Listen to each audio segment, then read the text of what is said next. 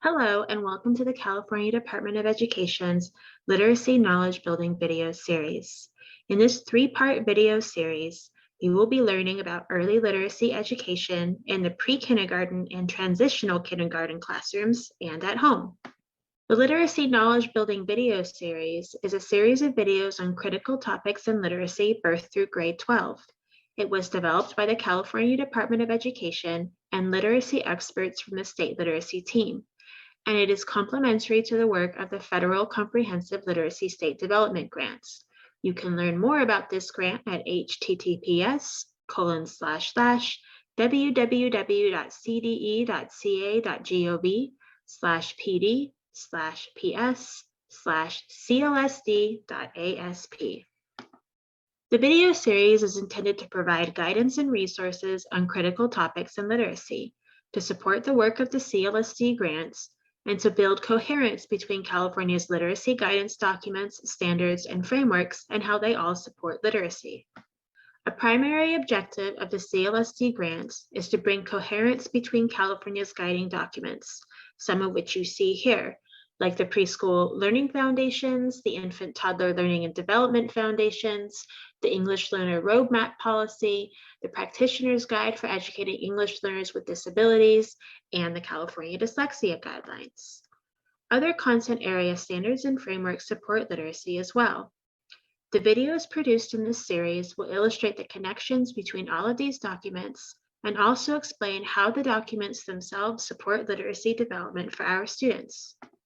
Videos will be produced over the course of the CLSD grant period. To be informed when new videos are posted, join the CLSD listserv by sending a blank email to join-cde-literacy@mlist.cde.ca.gov. And now I will hand it over to our presenters. In this image, there are three concentric circles. The innermost is oral language development, next is language and literacy-rich environments, and the outermost is foundational principles of literacy development. There is a yellow arrow pointing to language and literacy-rich environments. There are also two red arrows depicting a cycle outside of these concentric circles.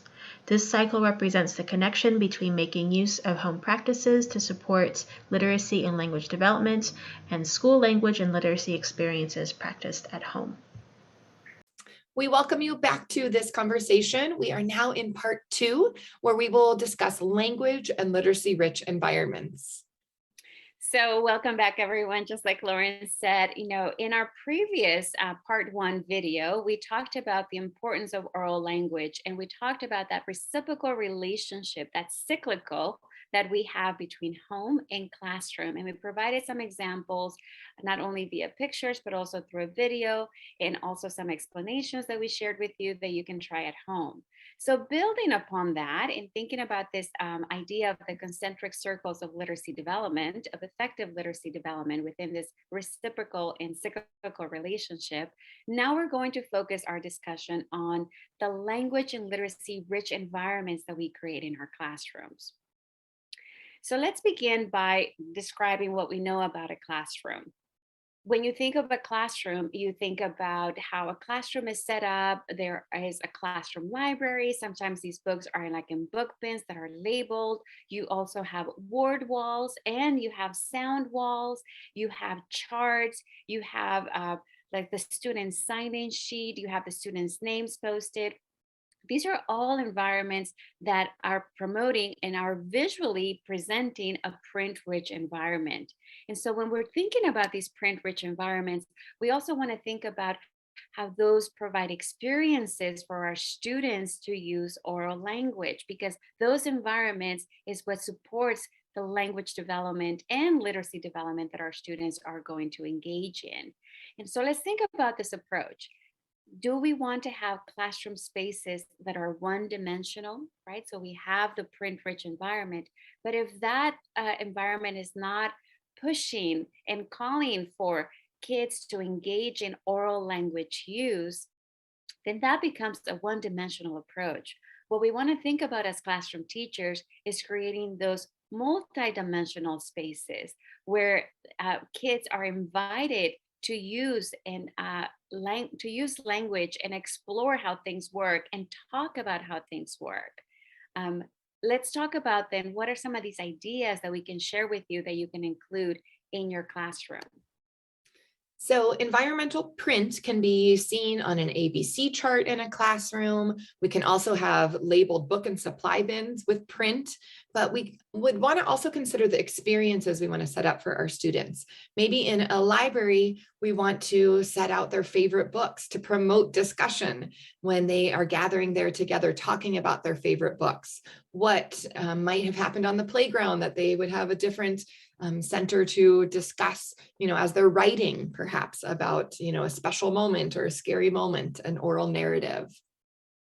And so what I hear you say, Lauren, is that, as classroom teachers, we need to take our intention of how we set up our classrooms in a way that these promote the use of language, that these also promote areas and create the spaces where we can model how language is used for our students and how we can create those shared experiences that will help our students then recall and tell someone else and explain to someone who's a visitor in the classroom how this whatever's posted in those walls, those experiences that are had, how those enrich what they're doing as they're learning to read and write, but also as they're learning new vocabulary words and new terminology.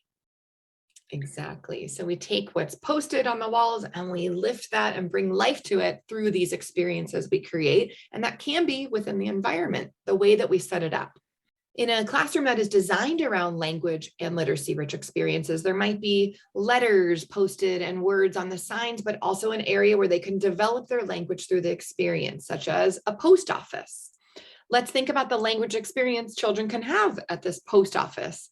What language activities might they engage in together? What conversations might they be prompted to have? And how might this help them to articulate their world? What might families do at home to bring this school language experience to life? Maybe you're thinking about, taking your kids to the post office, having them help address envelopes, putting stamps on it, visiting to deliver those letters. Modeling that language used for this practice and making that link between home and school is key. Lauren, this is making me think about how fun these experiences are because we engage in at home, we engage in writing letters or drawing pictures for loved ones that don't live with us. And we go with mom and dad or our guardians to send those letters through the post office. So these are the same experiences that we can continue to make those links and, relation across what happens both in the classroom and at school. And I also want to bring up something else that we need to be very cognizant about. When you talked about the classroom library, one of the areas where we can further strengthen this relationship is having a diverse representation of books, diverse representation in many different languages.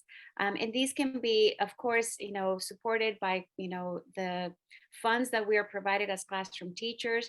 And sometimes, I know in my own classroom, I purchase my own books. But I think it's important to make this a priority and to request this of our administrators because we want our students to see themselves in the books that we have in our classrooms. And equally important, as we're engaging in these practices, the oral stories that our kids are telling us, those too can become part of our libraries. The kids can illustrate what they do at home. The teacher can use the writing, she can take the dictation of what the kiddos are saying, and that becomes a book that gets added to our classroom libraries. So then when teachers do that, then they're creating these multidimensional literacy and print rich and language rich environments where these shared experiences become the classroom that the students are participating in. I so appreciate you bringing that up. And let's talk a little bit more about diverse books and representation of diverse characters. When we are thinking about the books that we want to present for our children, and as you mentioned, we want them to see themselves in these books. We also want to take a critical lens and make sure that the way characters are portrayed, and specifically diverse characters, that they're portrayed in a positive way. And sometimes we will have to, make some decisions about what books we would like to be represented in our classroom and what books might not have that positive representation. Thank you for bringing this up, Lauren, because we talk at length about being a culturally responsive, relevant, sustaining teacher and educator. And those are things that we learn in our teacher preparation programs. We learn that also in many professional development preparation trainings that we go to. These are discussions that are happening all the time in our classrooms as teachers are learning more about these practices. But I think we need to take that critical lens and become critical consumers as educators of what stories are presented in our classroom libraries. Sometimes these diverse books that we have, either that have been handed down to us or that are available to us in our classrooms, they present stories of woe and sadness. And while that's true that diverse people have experienced many different inequities, we need to be very careful with not only portraying that one single story and relating to our kiddos that that's the only experience that people of color have in the world. And so we need to have multiple stories where things are celebrated, where diversity is celebrated, where there is joy, not just only stories of pain and struggle. Um, and I think this is very important because while we do this analysis of our, picture books in our libraries, and we've come to find out that we don't have these resources, then that's when we need to advocate as educators for the resources that we need in our classrooms to be representative of our kiddos. And so let's think about some of the picture books that introduce these early concepts of literacy. Like we have alphabet books. Um, I suggest having books that show the alphabet in many different languages. So we have Anima Letras, which is basically a wonderful picture book that shows the different letters of the alphabet in Spanish, represented with animals. Every animal is representing a letter. We have All the Things That You Are, again, celebrating diversity. And this is like an older picture book, but it's just quite wonderful and beautiful. It's Project ABC. And this whole story is about walking through the neighborhood and finding things in your neighborhood, in your community that begin with the letters in the alphabet. So again, using those home community experiences that can impact and influence what's happening in the classroom. Exactly. And while we can, as educators, really have that critical lens when thinking about what books we're going to have out in our classroom and engage our students in discussions around, we want to think about that as parents too, within the home, and consider what books we're presenting for our children, what books we might want to select at the library if we're checking out a book, and really making sure that our own children can see themselves in books, but also that they're learning about other cultures and learning about other people in ways that represent those diverse cultures and people in positive ways. I can't agree more. Let's continue to talk about this home to school connection. Now let's focus more our conversations around like print rich environments that are also present in our households. So when we're making this transfer from what they're playing at school to what they might be playing at home, we can really think about those daily routines that might be set up in the classroom. So we can envision a home living center and what language experiences students might have fun engaging in as they're sweeping up, and hopefully they're taking those practices and helping clean up around the household at home as well. And those are really, again, those language experiences that we can create in both the home and in the classroom. This is also making me think about all the print rich environments and places that we have at home that further support this. So, if we think about our grocery shopping, we think about our refrigerators, we think about our pantries, those are places that are filled with print in our household. And our kiddos are using this environmental print to know what, special items they like, that their favorite meals, to know what they want to eat for dinner. And so if we think about the different labels of our whatever canned goods we buy, or the cereal boxes that we have at home, kids know that that's a Cheerios box. Kids know that that's tuna. Kids know that Maybe at this time they don't want to have olives, or that they really want to have, beans with their meal because, having taco night is just like such a special time to share at home. The same thing with like different household products. So, like, we think about what we have in our bathroom, like our shampoo, our toothpaste, or any cleaning supplies that we use. That's environment print in our household that we can make use of to further strengthen this home to school connection. And so, parents, what we need to do here is, use this. We can also create like an alphabet book at home with these like labels of what kids eat on a daily basis.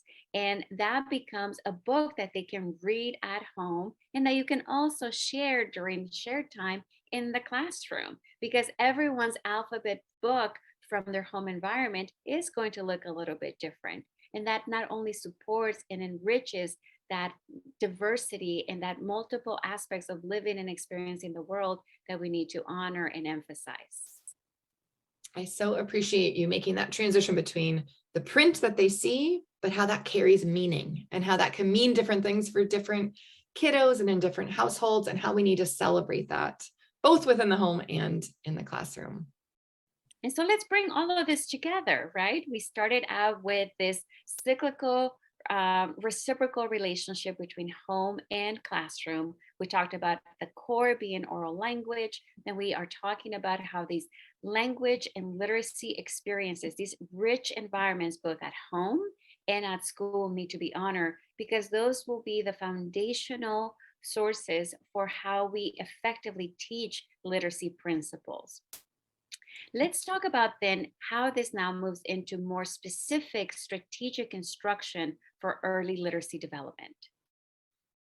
Let's do that. So while children will naturally start to see their environment in the classroom and home come to life by recognizing letters and familiar words that carry meaning, as we just talked about, we need to make these connections explicit for them and create a foundation upon which that structured literacy practice can be built.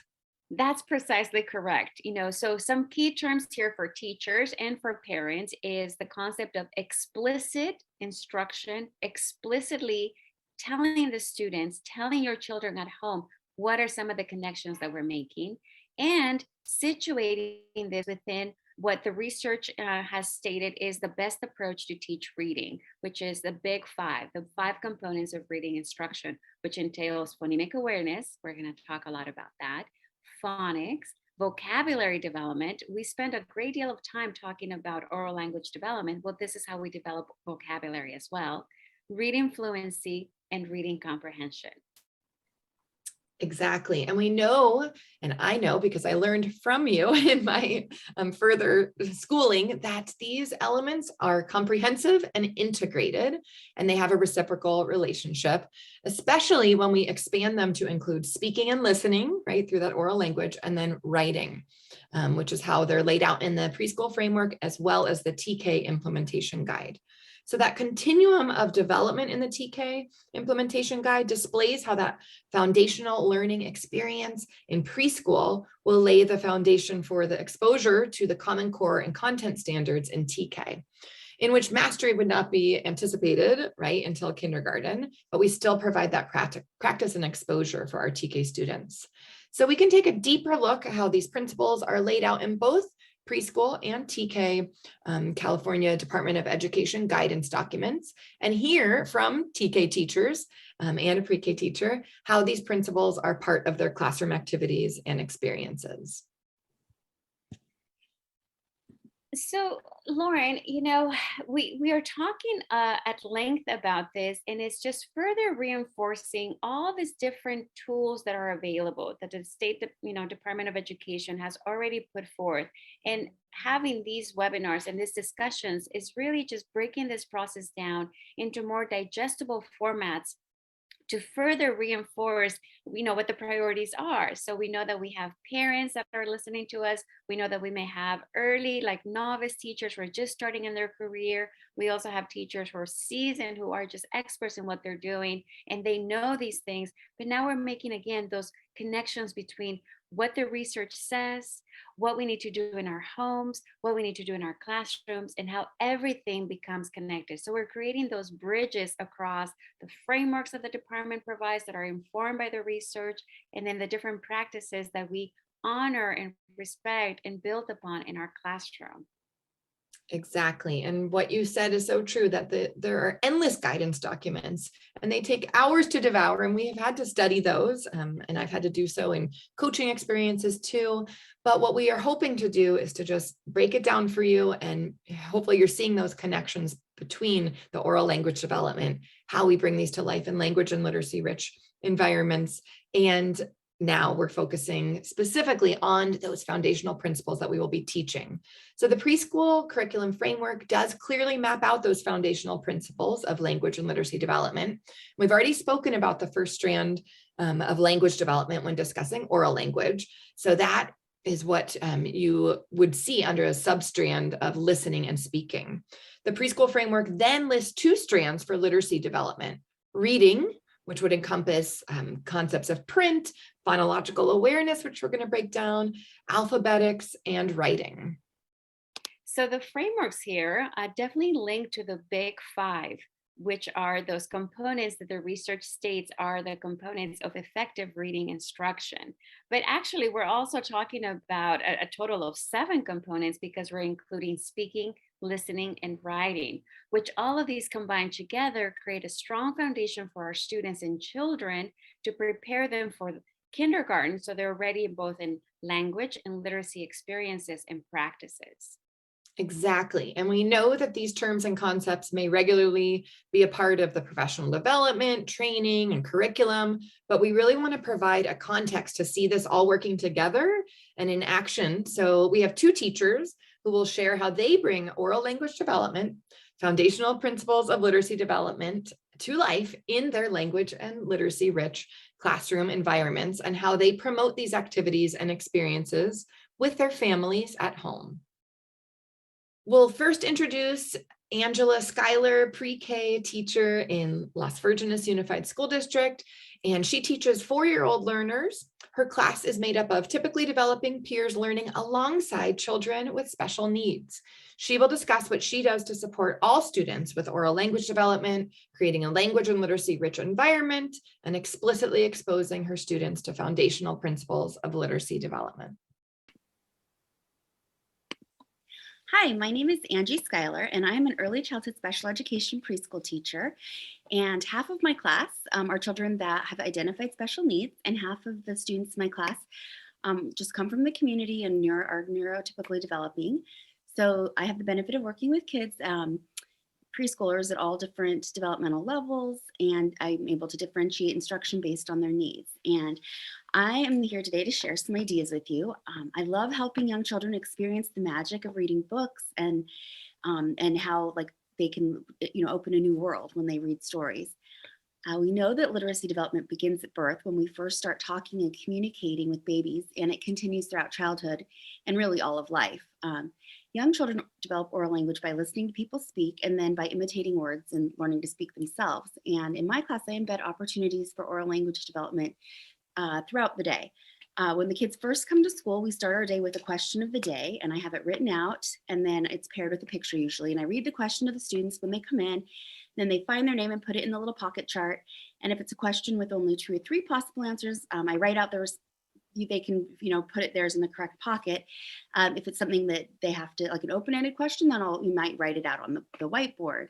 And then later at circle time, we have a discussion about the question of the day, and the kids have an opportunity to share their answer, and we compare the results. And so, of course, in my class, a lot of the children have speech delays, so we have to really work on expanding their language, and this is a perfect opportunity. So, for example, if the question of the day was, do you like milk or juice? And a child pointed to the juice, I might say, oh, okay, you like juice. I see. What kind of juice? And then if you couldn't think of a kind, I might give 2 options. Do you like orange juice or do you like apple juice? And then if they said apple juice, I might say, oh, so you could tell me I like apple juice. And, we work on expanding their language that way. And that's just one quick example of how I embed literacy and language development in our daily routine. And throughout the day, I work hard to promote a love of learning in my students, whether it's through activities that we do in class, online, or through ideas that I share with parents to do at home. I do try to send ideas of ways that they can expand what we're learning at home too. And when we think about literacy development, we think about what we should teach or the foundational principles of literacy, and how we should set up the environment. But at the core, we should also really be thinking about language development. And young children really do need to be explicitly taught about how our language works. The grammatical rules, letter sounds, phonological awareness. We're all language learners, so we want to provide activities to the children that will promote oral language development and that will connect to literacy activities. So for example, when I have a grocery store set up in my dress up center, in addition to just the plastic food and shopping carts and the cash register, I include like weekly ads from the markets and note cards, markers, and tape. And then this way the children can write price tags on the shelves. They can, cut out pictures of from the ads and make their own grocery lists. And we can encourage the children to share what they already know about grocery stores and then help them expand on those ideas. And this is one way that I work on increasing their language development through dramatic play, which I link that regardless of what we've got the dramatic play area set up as. So back when we shut down during the pandemic a year ago, I knew that I wanted to continue to connect with my students through literacy activities. So I started a YouTube channel. And as an early educator, I don't believe that children should have too much screen time. And I think that hands-on real activities are the best. But once the children didn't have access to school, I didn't want them to miss out on literacy activities and at-home school connection. And I also wanted to help show parents ways that they could read with their children and how they could promote language and literacy development at home with their children. So as I began to record myself reading, I decided that I would read stories the same way that I do when they're in person. So while reading with kids in class or online, I do a lot of stopping, pausing, and expanding their language. So for example, I might hold the book upside down and then just wait and then make a big expression like, oh, something's wrong? Well, what's wrong? And wait for them to give me the response that like, oh, it's upside down or it's backwards or that's the front of the book. And then we talk about, oh, you're right, it's upside down. I need to rotate the book. This isn't the front, this is the back. So I'm teaching them language about books as well. And then I might also tell them what kind of book it's going to be. So I might say, this is an informational book and we're going to open it up and learn some real information about butterflies today. Or I might tell them, do you think this is a real story? Could this really happen? No, this is a pretend book. This is called fiction. So that I'm expanding their vocabulary and language and just expanding their background knowledge. Another way that I promote language and literacy development when I read with children is by using books that are predictable, where the children can guess what's going to happen next. And so that they can kind of join in, also like text that repeats itself. So, the book Jump, Frog, Jump, I can pause and have the kids echo back. And so they're like participating in the literacy activity. And then the same, if I'm reading a rhyming book, I'll pause and say, oh, what word do you think is going to rhyme with gate? We're doing a counting book. What number rhymes with gate? And see if they can guess, yeah, it's going to be 8. And, I like to engage them and pull them into our reading activities. I also like to connect whatever we're reading with real life experiences. So for example, if we saw a really cool butterfly on the playground at recess, we might come into the classroom and look up a book about butterflies and then talk about the vocabulary words that we're learning. Like, oh, well, we saw that caterpillar, remember? So according to our book, the caterpillar the next stage is going to be making a cocoon or a chrysalis. And anyway, I like to connect it to real world events. Another way that I make literacy and language activities fun and engaging for students is by reading in different environments. So I don't just read here at Circle Time. We read at the library center, on the playground, in a picnic blanket. When I was doing for my YouTube channel, I'll take my books with me and my camera and we'll go up to the mountains. And if I'm hiking and we find something, I'll bring interesting books that would go in that setting. The beach, I read anywhere, just so that it makes it interesting. I also like to expand on what we've read. So if we read a story, like for example, if we read The Best Bug Parade in class, then when we go out to recess later, I might bring the book with us and we might go on a bug hunt and look, open the book and say, can we find any of these bugs that we saw in the book? And then have a guided conversation with the kids about, where might we find and what might we find, so that we're really expanding their language and connecting that language with literacy. And then we might draw a picture of the ladybug and put it in our science center. So everything kind of, interconnects. And as you can tell, I am passionate about language and literacy development in young children. And I could go on and on with ideas, but I won't because I have limited time. I hope that I've given you some new ideas of things that you can do with your students or children to promote oral language and literacy development. So building upon those preschool foundations, in TK, we further develop the comprehensive and integrated essential components of literacy. And here we use the kindergarten standards as a target, but we do not expect mastery. During this time, we want to build in more explicit instruction while also providing frequent opportunities for practice around listening and speaking, vocabulary, phonological awareness, concepts of print, alphabetics and word print recognition, comprehension, and writing and drawing, as they are defined in the TK implementation guide. The more consistency students are exposed to, the more they continue to further their own literacy and language development. And so we also have a video for you from a transitional kindergarten teacher from Willow Elementary, Atlas Berkenes Unified School District, Ms. Nicole Fogelson, and she will share with you how all of this comes into practice, how she puts all of this together in her classroom. So teachers, go ahead and take notes to see how some of the things that you're doing are also similar to some of the things that she's doing. And for those of you who are new to the profession, you might also want to take notes to think about some of the structures that you want to put in place in your own classroom. And parents at home, also take note, because this is new language that you're learning that will help build those relationships that you have with your school's teachers, with your kiddos' teachers, because then you're learning to use the language of the discipline that will then further strengthen that relationship. Hello, I'm Nicole Fogelson and I teach TK, and I'm excited to give you a little glimpse into my classroom. My students are a vibrant, diverse group of learners. I have typically developing learners, English language learners, and students also affected by disability. So through my play-based program, also integrating explicit instruction, I can meet my students where they are and help them to soar during their TK year. My classroom is a print-rich environment. I have books everywhere. My bins are labeled with photographs as well as words. I have word walls, I have alphabet walls, and so with everything, students are seeing letters and words in their day. So what might you see them doing? My students can be seen in home living. If they're playing restaurant, there are menus and they are taking orders and writing down what their customers might want. If they are pretending to have a grocery store, they're looking at empty boxes and containers and they're writing grocery lists of things that they want to buy. You might see students walking around with a clipboard and even using symbols for letters if they're not yet ready to properly form their letters. They are writing. They're writing letters, they're writing words, some are writing phrases. And you definitely would see students practicing their letters in sand or with Play-Doh or on a whiteboard. And so students are busy seeing and practicing their letters through this print-rich environment. And so that's what you might see them doing. But hearing them communicate and collaborate is another really special part of our classroom.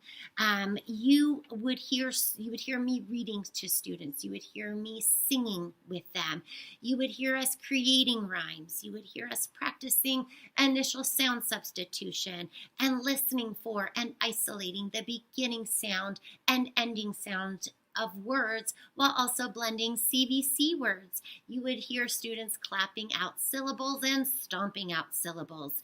You would hear students reciting previously memorized nursery rhymes, and you would hear students orally making up their own stories, whether they're in the writing center creating their own stories or whether they're looking at books and looking at the picture and just telling their own stories. And oral language development is a big component of TK, and so that collaboration and communication piece is a big part of their day, and so that can make for a noisy classroom, but I'm okay with that, and I encourage it. We're always talking about characters and the setting and the plot of books that we read, and we continue books beyond what the author has written, or sometimes we'll make alternative endings. We role play a lot, and I help the students to, when we're creating scenarios, help them to identify their feelings and learn words for their feelings so that they can communicate their needs to their peers or their feelings to adults. And so that they really realize the power of using their words as a tool to get their needs met. As they're playing and as they're working, I'm describing what I'm seeing, and I'm scaffolding their play, I'm scaffolding their learning to help support them and to also help them evolve in their learning and in their play.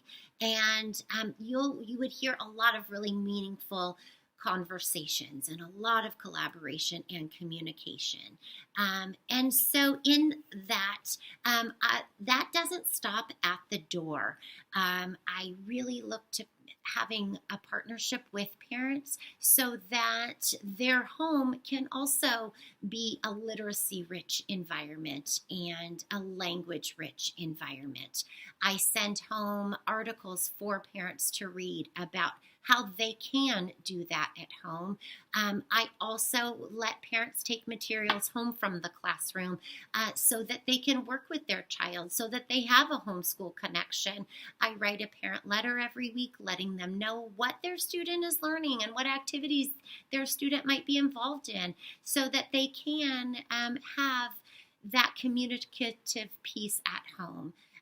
I connect them to local libraries, to different opportunities, not only just to check out books, but other opportunities, other events that the libraries might host that they might be interested in. My families come with their own unique background of culture and diversity, and I want to be able to honor that and support that at home, while I'm meeting their needs of their child as an individual in the class. I also want to be able to support that at home. So I'm really excited that you got a glimpse into the way I incorporate literacy and language development as well as oral development into the world of my little TKers. So thank you for taking the time to listen.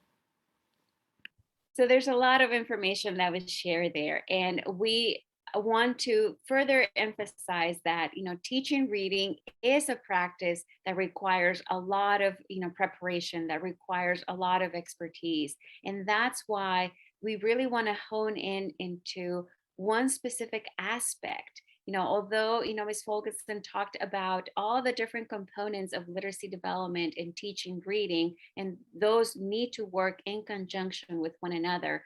For the purposes of the next part of this video, we're going to focus on one of the foundational principles of literacy development.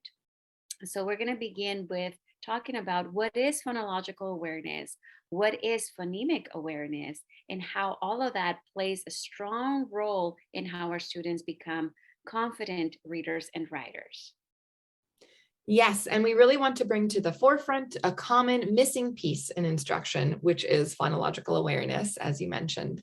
So I know firsthand that it's a missing piece because I had to seek out further training when I taught kindergarten in order to really understand how to provide this instruction for my students. And in my coaching experiences, I've noticed that many teachers also admit that they need further training in how to really teach this.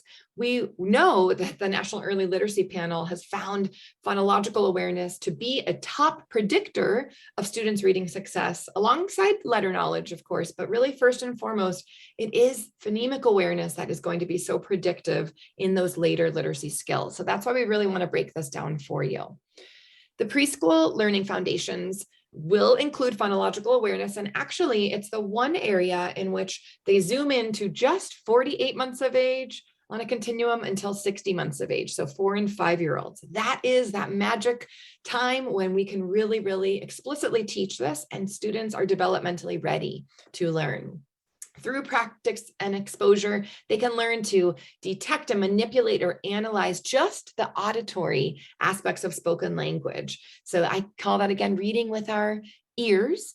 And phonological awareness is that umbrella term that's going to incorporate various levels.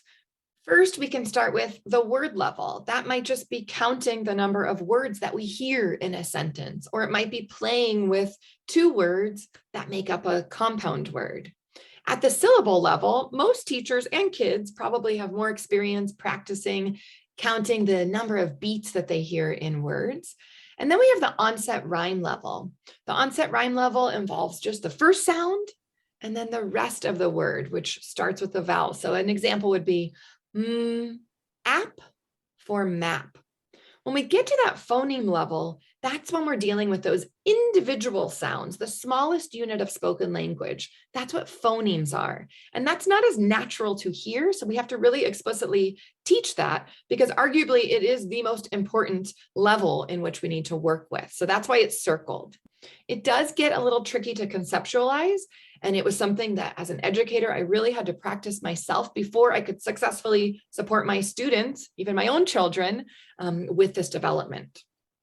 In the preschool foundations, as mentioned, they specifically target phonological awareness for 4 and 5-year-olds. And then beyond that, we want to definitely continue this development in phonemic awareness. So sometimes teachers call it word games, or as mentioned, I like to call it reading with our ears. Okay, so we're going to model this for you and we'll break it down so that you can understand what you can do if you need to solidify this understanding as an educator, or if you want to make sure that you're supporting this at home as well. So when we look at the preschool learning foundations, we can look directly at phonological awareness and how they really target this for 4 and 5-year-olds. And the things that we want our students to have practice and exposure with are 2 things. First, orally blending and deleting words and syllables. And next, orally blending the onsets, rhymes, and phonemes of words. So I'm going to show you first at that word level and syllable level. So Madeline, are you ready to be the student? I will be the student, yes. Okay. So I'm going to say 2 parts, and then I want you to put them together. Rainbow. What's the word? Rainbow. Rainbow. Perfect. And now I'm going to work with the syllable level. Picnic. What's the word? Picnic. Picnic. Perfect. We can also work with deleting at those 2 levels. So say rainbow. Rainbow. Without rain, what's left? Bow. Exactly. Now at the syllable level, here's what it would look like. Say picnic. Picnic. Without pick, what's left? Nick. Perfect. So then we work at the onset rhyme level and the phoneme level. And here's what that would look like. I'm going to again give you those 2 parts. And in preschool years, kids can do a lot with just 2 parts. So we're going to continue this. App. What's the word? App. Map. Exactly. And now at that phoneme level, I'm going to isolate each individual sound and you're going to guess the word. At. What's the word? Rat. Perfect. Okay, so now I'm going to show you deleting with onset and rhyme. Say mat. Mat. Without what's left? At.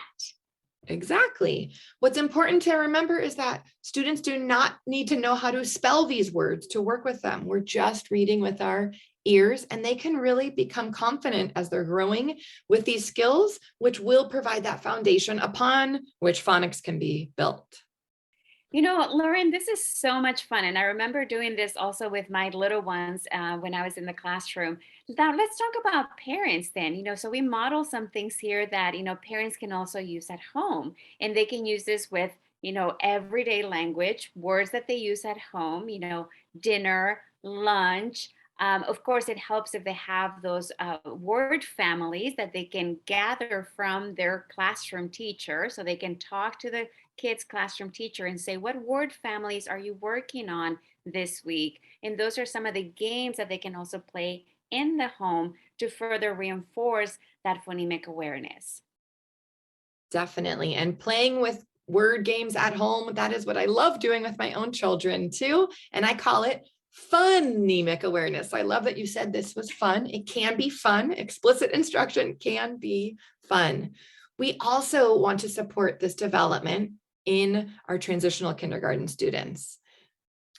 So within the phoneme level, we want to consider a list of skills that does increase in complexity. So starting with that early skill of isolating sounds, we want students to be able to hear sounds in the beginning of a word and the middle of the word and the end of the word. And the video that we'll play for you is what I do at home with my daughter as we are playing with sounds, and she is able to identify those in the beginning, middle, and end. If your child can't yet isolate each individual phoneme or sound in a word, start with just the first sound until they can do that successfully. I'm going to give you a word and you tell me the first sound that you hear in the word. Are you ready? Apple. Ah. Yes. How about banana? B. Good job. How about dog? D. Nice chopping. How about mommy? Good girl. How about Tatum? Yes. See if your child can tell you the ending sound or phoneme in a word. Okay, now we're going to listen for the ending sound. Are you ready? What's the ending sound in cat? The last sound. Cat. Yeah. How about the ending sound in bed? D. Good job. What's the ending sound in Tatum?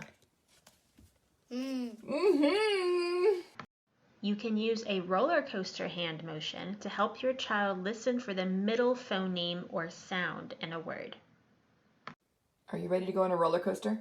Yeah. Okay, we're going to listen for the middle sound. Ready? What's the middle sound in cat? Show me on a roller coaster.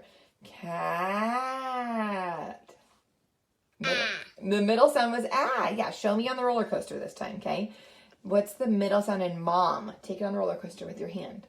Mom. What's the middle sound? That was the beginning sound. What's the middle? Yes. And then next we get to that basic skill of blending, where we want students to be able to hear those individual phonemes in a word and blend them together. And you'll see a couple of videos about that too with my daughter. Robot reading. See if your child can guess what words you are chopping up into phonemes or individual sounds. Okay, Tatum. Now I'm going to speak like a robot and you have to try and guess what I'm saying. Are you ready? Yeah. A, t, a, Tatum. Tatum. How about a, e? Mommy. Yes. How about k, u, t? Cute. Yes, that was it. Good job. Simon Says, a fun way to practice blending and segmenting phonemes or individual sounds and words. Okay, Tatum, ready to play Simon Says? Yes. And we're going to show how Mommy's going to do the segmenting, phoneme segmentation, and you're going to do the blending. You put the sounds together to make the word, and then you'll show me what you're touching. Simon Says, touch your h, d. Simon Says, touch your t, e. Yes, good job. Another basic skill is segmenting. So where we want the students to hear a word and be able to chop it up into individual sounds or move counters to represent those sounds. You'll see an example of that as well. Okay, I'm going to say a word. You're going to chop up all the sounds that you hear in it. Ready? Cat. At 3. 3 sounds. Good job. How many sounds are in Tatum? 8. 5. Good job. So at the phoneme level, we also play with adding phonemes. We might say a word and add a beginning sound to it and ask what the word is, or we might say a word and add an ending sound to it. In this video, they use 3 colored blocks to represent phonemes in a word. Okay, Tatum, see this right here? This is at. can you add s to the beginning? Tell me what you get now. Sat. Excellent. Now we have s-at for sat. Good job adding. At the phoneme level, we also work with the advanced manipulation skill of deleting, where we would say a word and take away just one phoneme and ask what's left. In this video, they use 3 colored blocks to represent phonemes in a word. Okay, now we're going to do deleting. I'm going to say a word and I'm going to tell you to take away part. You tell me what's left. You ready? Say cake. Cake. Now without k, take away the k. What's left? Ache. Ache is left. Good job deleting. And lastly, the most advanced complex skill that we want even our pre-K students to have exposure to is substitution. We would say a word and we would change the beginning sound to a new beginning sound, and then they would say the word. You'll see this too. In this video, they use 3 colored buttons to represent phonemes in a word. Okay, now we're gonna do substitution. I'm gonna say a word. I'm gonna change a sound to another sound. You tell me the new word. Say dot. Dot. Now change d to n. What do you have? Not. Not. Excellent job substituting. What is that linked to? Rhyme production, which sometimes as early educators we say is developmental. It will come. We shouldn't worry if students are not progressing in that area. But what we need to arm ourselves with is that ability to explicitly teach them how to substitute those initial phonemes in order to produce words that do rhyme. Those are just wonderful, wonderful visuals and videos that we can use as resources to further understand how complex, teaching reading really is. But this breakdown, those examples are just so marvelous and wonderful. And thank you for sharing those with us, Lauren. They are just going to make a difference for our families to understand what they need to learn, what they need to know about reading instruction, and how they can continue to have those conversations with their kiddos' teachers. And likewise for teachers, for them to further enhance their teaching practice of reading instruction. So folks, now we're coming back to how this all comes together. And we strategically broke this up into 3 different parts because we want to show you again that cyclical and reciprocal relationship between home and the classroom. We want to talk about the importance of oral language development and the language and literacy rich environments that exist in the classroom and at home, and how those are the foundation for effective literacy instruction. And so once again, now it is your turn. This is your call to action. What might you be thinking about that you want to do to enrich the language and literacy rich environments in your home, or whether it's in your classroom or both? And what might you do to further your understanding of the foundational principles of literacy development, how you can better support that development in your students or your own children? Write down your takeaways, and we thank you for joining us for part 2. In the next part, we will go a little bit deeper with phonemic awareness and that link to dyslexia. Thank you, everyone. Thank you for viewing early literacy education in the pre-K and TK classrooms and at home. Make sure to watch the other videos in the series, which you can access at California Educators Together. Thanks.